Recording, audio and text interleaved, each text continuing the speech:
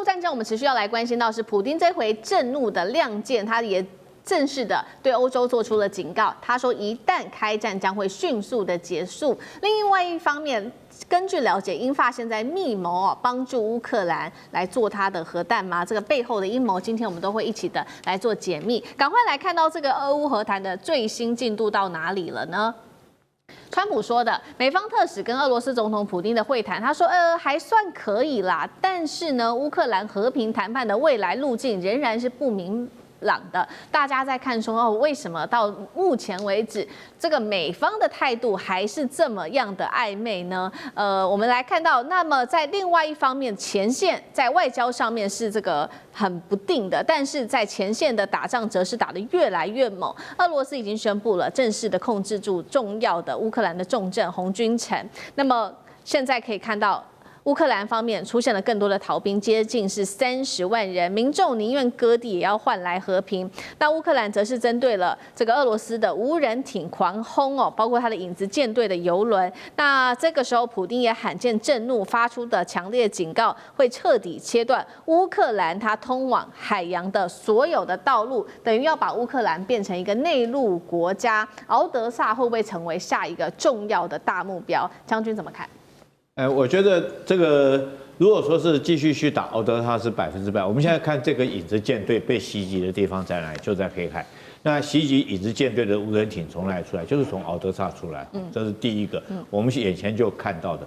第二個來講的話，大家記不記得俄烏戰爭一開始的時候，俄羅斯就去打所謂的這種敖德薩，那時候目標就指向敖德薩哈。尤其是敖德薩前面有個島叫蛇島，我想這場戰爭如果關心俄烏戰爭的都還記得。那第三個我們講一下哈，這個當初川普跟普京在阿拉斯加會談的時候，普京那時候所提的條件就是說，叫烏軍全部退出頓巴斯，雖然說還沒打到那邊，你全部要退出。那你如果全部退出，我可以答應你不繼續打這個赫爾松。那你各位可以看一下地圖，赫爾松在過去就哪裡？就是敖德薩。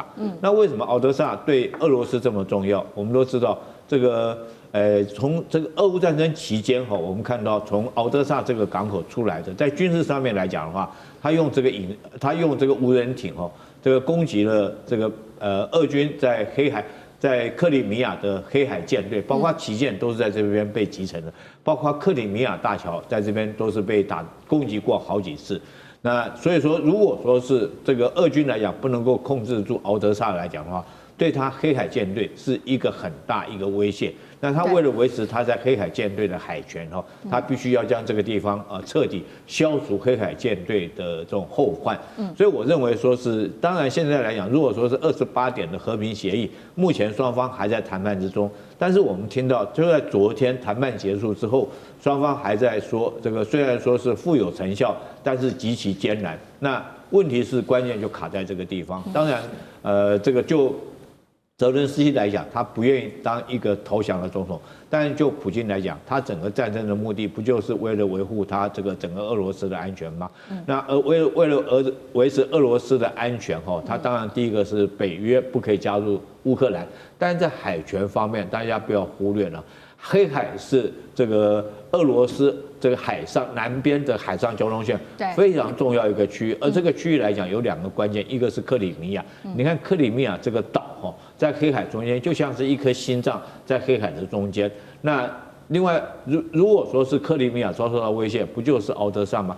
所以我一直認為說是普京不是吃素的雖然說你看到他現在談判條件沒有提到敖德薩，但是我個人來講，如果說從地緣戰略，從他們自己安全的理念來看，為了維持他在黑海的這個海權來講的話，他一定要拿下敖德薩。那第二個來講，拿下敖德薩之後，對於這個整個烏克蘭來講，將你打成一個內陸國，更可以消耗你的國力。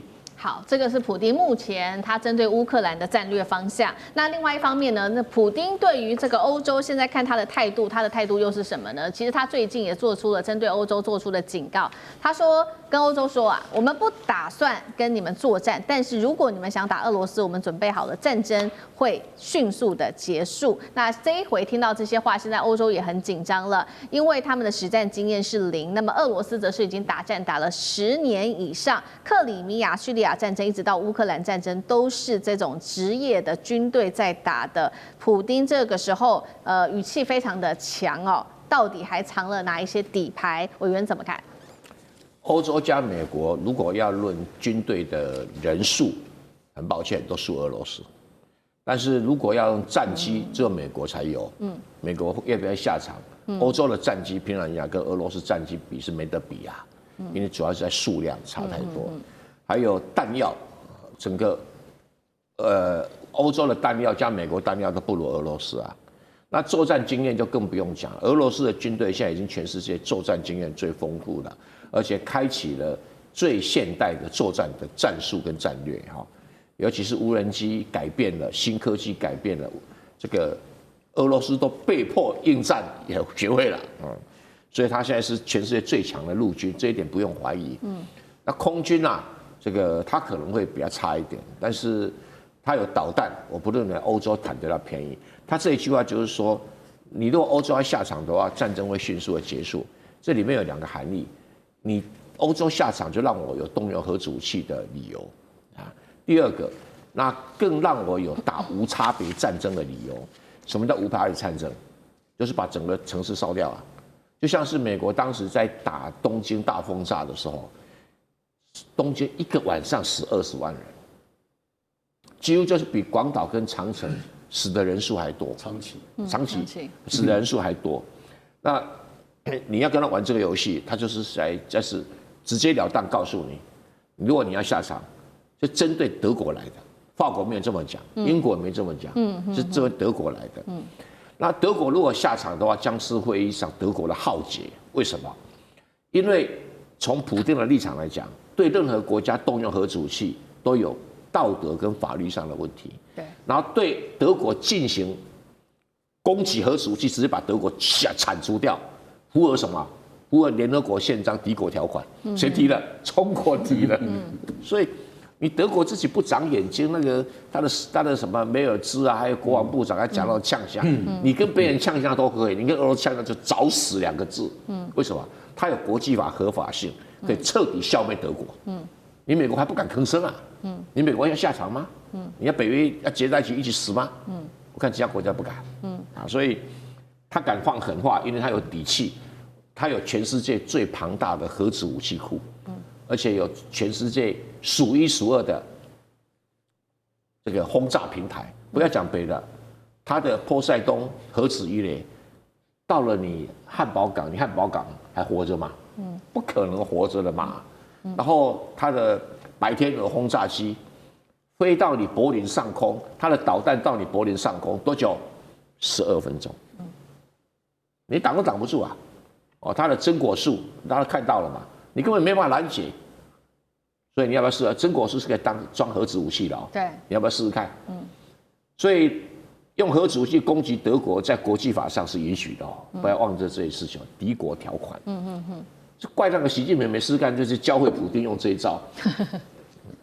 很危險的，很危險的。好，一方面我們看到這個是來自於普丁哦，他對於歐洲國家的警告，手握核子武器。那其實現在呢，也有一個傳出的消息是說，網絡巨頭這一家是金達康，他傳出說也有幾個歐洲國家是不是現在正在幫烏克蘭打造核武呢？他說這2個國家分別是英國跟法國，而且他還說美國其實是全程知情的，但是故意拖延談判。烏克蘭甚至已經準備要來試爆他的核彈了。那另外也有一個物理學家，這個是都柏林大學的物理學家也補刀說，烏克蘭確實他現在保有數百公斤這種核武級的濃縮鈾，有沒有可能真的英法真的在按住烏克蘭？可信度，賴老師怎麼看？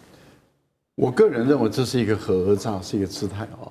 烏克蘭確實擁有核武的制造能力啊，其實他也不需要這個英法的按住。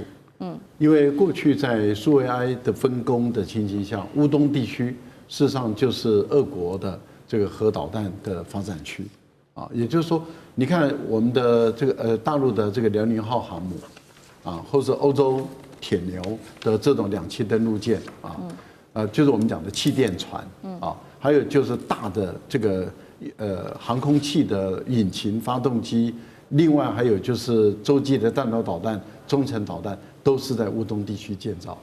也就是當時那個地方就是一個核武最大的一個區域，而且最早的時候，俄羅斯在烏克蘭，因為烏克蘭原來跟蘇維埃它是同一個國家，它都是聯盟的加盟共和國，所以事實上在那個地方也有很多核彈。